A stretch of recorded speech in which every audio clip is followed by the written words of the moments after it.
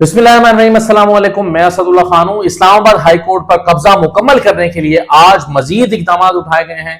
کل میں نے آپ کو بتایا تھا کہ جسٹس عامر فاروق صاحب نے فوری طور پر ہنگامی بنیادوں پر انتظامی کمیٹیاں تبدیل کر دیں اور اپنے ساتھ جو ہے وہ جسٹس سرفراز ڈوگر اور جسٹس خادم کو کل انتظامی کمیٹی میں ڈالا۔ پھر ڈپارٹمنٹل پروموشن کمیٹی ہے، اس سے بھی جو ہے وہ نکال دیا گیا جسٹس محسن اختر کیانی کو، اور اس میں جسٹس سرفراز ڈوگر اور جسٹس اعظم خان پر مشتمل یہ کمیٹی بنا دی۔ آج مزید اقدامات اٹھائے گئے ہیں اور مزید کمیٹیوں سے فارغ کیا گیا ہے میاں گل حسن اورنگزیب اور جسٹس محسن اختر کیانی کو۔ اور اس سلسلے میں ابھی میں ثاقب بشیر صاحب کی ٹویٹ دیکھ رہا تھا، انہوں نے لکھا ہے کہ تبادلے کے بعد 3 ججز آنے کے بعد انتظامی طور پر اسلام آباد ہائی کورٹ کے چیف جسٹس عامر فاروق نے بڑی تبدیلیاں کر دیں۔ وہ جسٹس محسن اختر کیانی کو ہٹا کر جسٹس سرفراز ڈوگر کو ATC اور احتساب عدالتوں کا انتظامی جج تعینات کر دیا گیا۔ جسٹس میاں گل حسن اورنگزیب کو ہٹا کر جسٹس اعظم خان کو سیشن کورٹس ویسٹ کا انتظامی جج تعینات کر دیا گیا ہے۔ اب آپ دیکھیے کہ یہ جو پوری اسلام آباد ہائی کورٹ اور اس کے تحت چلنے والی جو انتظامی جو کورٹس ہیں وہ ساری کے ساری دے دی گئی ہیں جسٹس سرفراز ڈوگر کو، جسٹس اعظم خان کو، جسٹس انعام امین منہاج کو اور جسٹس خادم حسین کو۔ یعنی وہ جو نئے جج آئے ہیں وہی اب پوری اسلام آباد ہائی کورٹ چلائیں گے، اور جو 6 ججز پرانے تھے، 6-7 ججز، وہ ججز جو ہیں وہ اب ان کے پاس کوئی اختیار نہیں رہا، نہ وہ کسی کمیٹی میں ہیں، نہ کسی وہ جو دیگر ذمہ داریاں ہیں اس کے اوپر ہیں، نہ محسن اختر کیانی، نہ میاں گل حسن اورنگزیب، نہ طاہر ارباب، نہ طارق محمود جہانگیری، نہ سمن رفت۔ وہ سارے ججز جنہوں نے خط لکھا تھا ان سارے ججز کو لا تعلق کر دیا گیا ہے، بے وقت کر دیا گیا ہے۔ لیکن کب تک؟ ایسا کب تک چلے گا؟ یہ ججز جو ہیں وہ 30-35 تک، یعنی اگلے 10-12 سال تک، کوئی 15 سال تک عدالتوں میں ہیں۔ کیا یہ نظام آپ اگلے 10-15 سال تک چلاتے رہیں گے؟ کب تک آخر آپ اپنی سروائیول کے لیے سارا کچھ کرتے رہیں گے؟ اب اس سلسلے میں بیرسٹر صلاح الدین صاحب نے ایک بڑی زبردست ٹویٹ کی ہے۔ وہ کہتے ہیں کہ ایگزسٹنگ ججز آن اسلام آباد high court admin committee replaced by 2 judges with 0 admin experience who have spent grand total of 1 day in Islam Abad High Court۔ اسلام آباد ہائی کورٹ میں 1 دن کا ان کا ایکسپیرینس ہے اور ان کو آپ نے جو کمیٹی ہے اس ایڈمن کمیٹی اس میں ان کو ڈال دیا ہے۔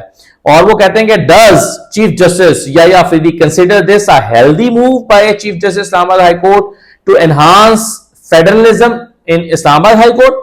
کیا وہ اس کو ایک جو ہیلدی موو سمجھتے ہیں؟ کیونکہ کل جیسے یحییٰ افریدی نے کہا تھا نا کہ یہ گلدستہ بندہ ہے اور یہ فیڈرلزم جو ہے یہ اس سے پروان چڑھے گی، تو وہ کہتے ہیں کہ کیا یہ ہے آپ کی موو جو آپ کر رہے ہیں؟ تو یہ انہوں نے بیرسٹر صلاح الدین صاحب نے ٹویٹ بھی کی ہے۔ جو آئینی بینچ بنایا ہے اس آئینی بینچ کے شاخسانے اب ہمیں معلوم ہونا شروع ہو گئے ہیں، چاہے وہ وفاق میں ہو چاہے وہ سندھ میں ہو۔ اب آپ دیکھیے کہ مثلا ایک چھوٹا سا معاملہ میں آپ کے سامنے رکھتا ہوں کہ MD کیٹ کا معاملہ ہے، کراچی میں جو سندھ میں جو بنی ہے آئینی بینچ۔ MD کیٹ کے امیدواروں کے سوال نامے کے اجراء کی درخواست شٹل کاک بن گئی۔ خبر یہ ہے ریگولر بینچ نے آئینی بینچ کو پٹیشن بھیجی، آئینی بینچ نے سماعت سے انکار کر دیا۔ ہائی کورٹ میں MD کیٹ کے امیدواروں کے سوال نامے کے اجراء کی درخواست کی سماعت ہوئی۔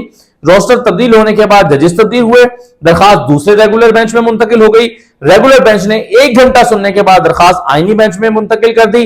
آئینی بینچ نے چند منٹ کی سماعت کے بعد پھر سننے سے انکار کر دیا۔ کیا تماشا ہے یہ؟ کیسے ملک چلایا جا رہا ہے کہ آپ سمیع اللہ سے کلیم اللہ، کلیم اللہ سے سمیع اللہ، ریگولر بینچ سے آئینی بینچ نے واپس بھیجا، پھر ریگولر بینچ بنا، دوسرا ریگولر بینچ کے پاس بھیج دیا، اس ریگولر بینچ نے پھر انکار کر دیا، پھر آئینی بینچ کے پاس چلا گیا اور اس آئینی بینچ نے سننے کے بعد پھر سننے سے انکار کر دیا۔ تو یہ ہے کل آئینی بینچ کی حیثیت اور اس کا کردار پاکستان کی جوڈیشری میں۔ اب آپ سوچئے کہ کس مقصد کے لیے اس کو بنایا گیا اور اس سے کیا فائدے حاصل ہو رہے ہیں۔ یہ تو اس وقت حالات ہے۔ بہرحال جو امپورٹنٹ نیوز میں آپ کے ساتھ شیئر کرنا چاہتا ہوں وہ یہ ہے کہ پاکستان کمیشن برائے انسانی حقوق نے 26 نومبر 2024 کو اسلام آباد میں پاکستان تحریک انصاف کے احتجاج سے متعلق اپنی فیکٹ فائنڈنگ رپورٹ جاری کی ہے۔ رپورٹ میں وفاقی حکومت کے اس دعوے کو مسترد کیا گیا ہے کہ احتجاج کے دوران کوئی جانی نقصان نہیں ہوا تھا۔ رپورٹ کے مطابق احتجاج کے دوران مظاہرین اور سیکیورٹی اہلکاروں دونوں کی اموات ہوئی ہیں۔ یہ فیکٹ فائنڈنگ اب رپورٹ یہ بتاتی ہے کہ جانی نقصان ہوا ہے، یہ دعویٰ غلط ہے حکومت کا کہ کوئی جانی نقصان نہیں ہوا۔ پھر رپورٹ میں بتایا گیا ہے کہ ایک اعلیٰ سطحی فیکٹ فائنڈنگ مشن نے اس واقعے کے مختلف پہلوؤں کا جائزہ لیا. ٹیم نے ریاستی نمائندوں، پی ٹی آئی قیادت، موقع پر موجود صحافیوں اور احتجاج کے دوران مبینہ طور پر ہلاک ہونے والے 7 افراد کے اہل خانہ کے بیانات قلم بند کیے ہیں. اب یہ جو کہتے ہیں نا، حکومت کہتی ہے کہ کہاں ہیں وہ لوگ جو مارے گئے ہیں، کہاں ہیں وہ شہداء، کہاں ہیں ان کے نام، تو بھئی یہ human rights commission of Pakistan کا جو ایک فیکٹ فائنڈنگ کمیشن ہے، وہ ان جاں بحق ہونے والے یا شہید ہونے والے جو لوگ ہیں، ان پی ٹی آئی کے کارکنان ہیں، ان کے ورثاء سے مل بھی آیا ہے. پھر وہ کہتے ہیں کہ ایچ آر سی پی کے مطابق مشن کو ان الزامات پر تشویش ہے کہ اسپتال انتظامیہ اور پولیس نے متاثرین کی لاشوں کو اس وقت تک اپنی تحویل میں رکھا جب تک اہل خانہ نے کسی قسم کی قانونی کارروائی نہ کرنے کی یقین دہانی نہ کروائی. یہ فیکٹ فائنڈنگ کمیشن بتا رہا ہے، اور یہ پی ٹی آئی کا کمیشن نہیں ہے، یہ human rights commission of Pakistan ہے، اور یہ بائیں بازو کی طرف سمجھا جاتا ہے. یہ روایتی طور پر جو ہے وہ نون لیگ کے قریب مانا جاتا ہے، لیکن وہ بتا رہا ہے یہ فیکٹ فائنڈنگ کمیشن، وہ کہتا ہے کہ یہ ان لوگوں نے لاشوں کو اس وقت تک اپنی تحویل میں رکھا جب تک اہل خانہ نے کسی قسم کی کارروائی نہ کرنے کی یقین دہانی کرا دی، پھر ان کو لاشیں حوالے کی گئیں. پھر وہ کہتے ہیں رپورٹ میں کہا گیا ہے کہ اسپتال انتظامیہ نے فیکٹ فائنڈنگ ٹیم سے بات کرنے سے انکار کر دیا. صحافیوں اور متاثرہ خاندانوں کے بیانات کے مطابق اسپتال معلومات چھپا رہے ہیں. اب آپ سوچئے کہ اگر جھوٹ نہیں ہے تو اسپتال انتظامیہ نے human rights commission of Pakistan کے فیکٹ فائنڈنگ جو کمیشن ہے اس سے بات کیوں نہیں کی، ان کو جواب کیوں نہیں دیے. رپورٹ میں کہا گیا ہے کہ آئین کے تحت پرامن احتجاج کا حق دیا گیا ہے، لیکن یہ حق قانون کے دائرے میں رہ کر استعمال کیا جانا چاہیے. رپورٹ کے مطابق کچھ مظاہرین کے پاس غلیلیں، آنسو گیس کے گولے اور آتشی اسلحہ موجود تھا، جبکہ انتظامیہ نے احتجاج سے نمٹنے کے لیے غیر ضروری طاقت کا استعمال کیا.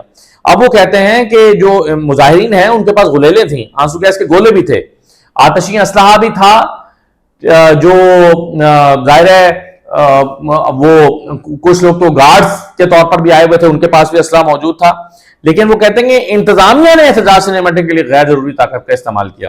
پھر وہ کہتے ہیں مشن نے مظاہرین پر آتشی اسلحے کے استعمال سے متعلق معلومات کے لیے وزیر داخلہ سے رابطہ کرنے کی کوشش کی، لیکن وہ ٹیم سے ملاقات کے لیے دستیاب نہیں تھے. ان سے جو ہے وہ ان کا موقف ہی نہیں لیا جا سکا. ایچ آر سی پی نے حکومت سے مطالبہ کیا ہے کہ واقعے کی فوری طور پر آزادانہ اور غیر جانبدارانہ تحقیقات کی جائیں. رپورٹ میں یہ بھی کہا گیا ہے کہ متاثرہ خاندانوں، پی ٹی آئی اور دیگر سیاسی فریقین کو اس تحقیقاتی عمل میں شامل کیا جائے تاکہ حقائق کو منظر عام پر لایا جا سکے. تو یہ ہیں وہ حقائق جو حکومت چھپا رہی ہے، میڈیا کے ذریعے چھپا رہی ہے، اور میڈیا پر آ کر جھوٹ بول کر چھپا رہی ہے. اب سوشل میڈیا اگر حقائق کو دکھانے کی کوشش کرتا ہے تو اس کے لیے پیکا جیسا قانون لایا جاتا ہے، اسے پیکا سے ڈرایا جاتا ہے اور صاف بتایا جاتا ہے کہ یہ صحافیوں کے لیے نہیں لایا گیا، یہ تو سوشل میڈیا کے لیے لایا گیا ہے. کیونکہ ڈیجیٹل میڈیا تو کنٹرول نہیں ہو پا رہا، کیونکہ مین اسٹریم میڈیا کو کنٹرول کر لیا گیا ہے. ڈیجیٹل میڈیا پر حقائق سامنے آ جاتے ہیں. آپ جانتے ہی ہیں کہ مطیع اللہ جان نے بھی ہسپتال میں جا کر جو حقائق منظر عام پر وہ لے کر آئے تھے وہ مین اسٹریم میڈیا نہیں لایا تھا، ڈیجیٹل میڈیا پر ہی آئے تھے. اسی لیے ڈیجیٹل میڈیا جو ہے وہ پریشانی کا باعث بن رہا ہے. عطا طارق صاحب نے فرمایا ہے کہ پیکا ایکٹ کا مقصد سوشل میڈیا کے خطرات کا تدارک کرنا ہے. سوشل میڈیا کے خطرات کا کیا خطرات ہیں سوشل میڈیا سے جس کا تدارک کرنا ہے. سوشل میڈیا نون لیگ کو اصل بات یہ ہے کہ لے بیٹھا ہے. سوشل میڈیا کا تدارک نہیں ہو سکتا. اب سوشل میڈیا وہ میڈیا ہے جو حکومت کے ہاتھ سے نکل چکا ہے. آپ چاہے قانون لائیے، آپ چاہے اس سلسلے میں آپریشن کیجیے، آپ کچھ بھی کیجیے، یہ سوشل میڈیا آپ کے ہاتھ سے نکل گیا ہے. یہ سوشل میڈیا تو اب آپ کو دکھاتا رہے گا. آپ کتنے لوگوں کی زبان بند کریں گے، کتنے لوگوں کو اٹھا کے جیلوں میں ڈالیں گے، آپ یہ نہیں کر سکتے. تو یہ جو پیکا کا قانون لایا گیا ہے سوشل میڈیا کے خطرات سے نمٹنے کے لیے، وہ دراصل حکومت اپنے خطرات کو کم کرنے کے لیے ایسا کر رہی ہے، اور حکومت کے لیے خطرات جو ہیں وہ بڑھتے چلے جا رہے ہیں. عرفان صدیقی صاحب نے آج کالم لکھا ہے اور بڑا دلچسپ جھوٹ بولا ہے، اور آدھا چلیں اگر سچ بھی ہے تو آدھا سچ ہے. اب عرفان صدیقی صاحب نے آخری پیراگراف جو ان کا کالم کا عنوان ہے پرویز مشرف سے ڈونلڈ ٹرمپ تک، اور وہ لکھتے ہیں کہ پی ٹی آئی کی دوسری منفرد خصوصیت یہ ہے کہ وہ اپنے نظریے یا عوامی مقبولیت کے بجائے تکمیل آرزو کے لیے ہمیشہ کسی مقتدر شخصیت کی طرف دیکھتی ہے اور اس کے دست شفقت کی محتاج رہتی ہے. پہلی خصوصیت وہ بتا رہے تھے کہ یہ ہے کہ تحریک انصاف والے کسی سے بات چیت نہیں کر سکتے، ان کا اسٹیمنا نہیں ہے کہ وہ مذاکرات کریں. لیکن دوسری وہ کہتے ہیں کہ ان کی خصوصیت یہ ہے کہ یہ عوامی مقبولیت کی بجائے اپنے نظریے پر اعتماد کرنے کی بجائے اور عوامی مقبولیت کی بجائے یہ کسی نہ کسی طاقتور شخصیت کی طرف دیکھتے رہتے ہیں. پھر وہ کہتے ہیں کہ یہ کہانی 26 برس قبل پرویز مشرف سے شروع ہوئی. شجاع پاشا، ظہیر الاسلام، فیض حمید، قمر جاوید باجوہ، آصف زید کھوسہ اور ثاقب نثار سے ہوتی ہوئی عمر تا بندیال پر آ کر ٹھہری. پھر وہ کہتے ہیں کہ وردی اتر جانے کے باوجود فیض حمید نے کا فیضان جاری رہا، یہاں تک کہ وہ خود اپنے کارہائے نمایاں کے آہنی جال میں پھنس گئے. آگے جا کے وہ کہتے ہیں کہ رچرڈ پبلک ریلیشننگ کی کمپنی چلانے والے ایک بے سروپا امریکی اہلکار رچرڈ گرینل نے جانے کس ترنگ میں آ کر 2-3 ٹویٹ کیے تو پی ٹی آئی کا چہرہ نئی نویلی دلہن کی طرح دمکنے لگا اور وہ آس تو ٹوٹ گئی لیکن تاکہ آرزو میں آج بھی ڈونلڈ ٹرمپ نامی ایک چراغ ٹمٹما رہا ہے. پھر وہ لکھتے ہیں کہ مشرف سے ٹرمپ تک ہمیشہ کسی امپائر کی انگلی کی متلاشی پی ٹی آئی پر کسی بیوہ جیسی بے سر و سامانی کا ایک ایسا بے برگ و بار موسم اس کی 26 سالہ زندگی میں کبھی نہ آیا تھا. اچھا اب وہ جو انہوں نے لکھا ہے کہ پرویز مشرف سے ڈونلڈ ٹرمپ تک، تو میں نے اپنے تھم نیل پہ لکھا ہے جنرل جیلانی سے سکندر سلطان راجہ تک. اب آپ دیکھیے کہ یہ الزام جو پی ٹی آئی پر لگا رہے ہیں کہ پی ٹی آئی ہمیشہ ایک طاقتور شخصیت کی محتاج رہتی ہے تو سیاست کرتی ہے. کچھ لوگوں کے نام بھی انہوں نے لکھے، لیکن بھول گئے عرفان صدیقی صاحب کہ نواز شریف کا جو دور سیاست ہے وہ شروع ہوتا ہے جنرل جیلانی سے، پھر وہ جنرل ضیاء الحق کو پہنچتا ہے، جنرل ضیاء الحق سے ہوتا ہوا جنرل حمید گل تک پہنچتا ہے جو ان کو اقتدار میں لے کر آتے ہیں 1991 میں آئی جے آئی بنا کر. آئی جے آئی بنتی ہے اور نواز شریف اقتدار میں آتے ہیں. اس کے بعد پھر ان کا سفر کبھی چلتا ہے کبھی رک جاتا ہے.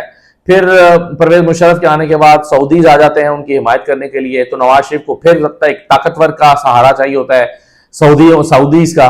پھر اس کے بعد وہ امریکہ جاتے ہیں، پھر وہ لندن چلے جاتے ہیں، تو پھر وہ امریکیوں کی آشیرواد سے واپس آتے ہیں پاکستان میں ڈیل کر کے. اور اس کے بعد پھر جو شہباز شریف اور جنرل باجوہ کے درمیان گٹھ جوڑ کی کہانی ہے وہ کسی سے ڈھکی چھپی نہیں ہے. شہباز شریف کہتے ہیں کہ میری تو کابینہ تک بن چکی تھی اور پھر حکومت تحریک انصاف کو مل گئی. پھر شہباز شریف اس کے بعد جو قاضی فائز عیسیٰ کے ساتھ مل کر کھیلتے رہے، پھر جو وہ افتخار چودھری کے ساتھ مل کر کھیلتے رہے، پھر وہ قیوم ملک کے ساتھ مل کر کھیلتے رہے، پھر ہر طاقتور شخصیت پھر سکندر سلطان راجہ کے ساتھ مل کر انہوں نے یہ الیکشن مینیپولیٹ کیا. موجودہ اسٹیبلشمنٹ کی مدد سے وہ اس اقتدار میں آئے اور اس وقت جو رجیم چل رہا ہے جس قسم کا ہائبرڈ رجیم چل رہا ہے، تو یہ کہنا کہ عمران خان کو ایک طاقتور انگلی چاہیے ہوتی ہے، تو کیا نون لیگ طاقتور انگلیوں کی مدد سے آج تک سہارے پر نہیں ہے؟ کہاں جنرل جیلانی سے شروع ہوتے ہوئے جنرل حمید گل، جنرل ضیاء الحق اور کہاں آج سکندر سلطان راجہ، قاضی فائز عیسیٰ اور موجودہ اسٹیبلشمنٹ ان کے سہارے پر یہ اس اقتدار میں ہیں اور سکندر سلطان راجہ نے ان کو اقتدار بنا کر دیا ہے، ان کے اقتدار کے خاکے میں رنگ بھرے ہیں. تو کیا یہ جھوٹ ہے؟ عرفان صدیقی صاحب دوسروں پر انگلی اٹھاتے ہوئے ذرا اپنے گریبان میں بھی جھانکیں یا اپنی حکومت کے گریبان میں بھی جھانکیں اور دیکھیں کہ یہ حکومت نون لیگ کی پوری سیاست کس کس کی انگلی پکڑ کر اگلی سیڑھیوں پر جاتی رہی ہے. اجازت دیجیے، اللہ حافظ.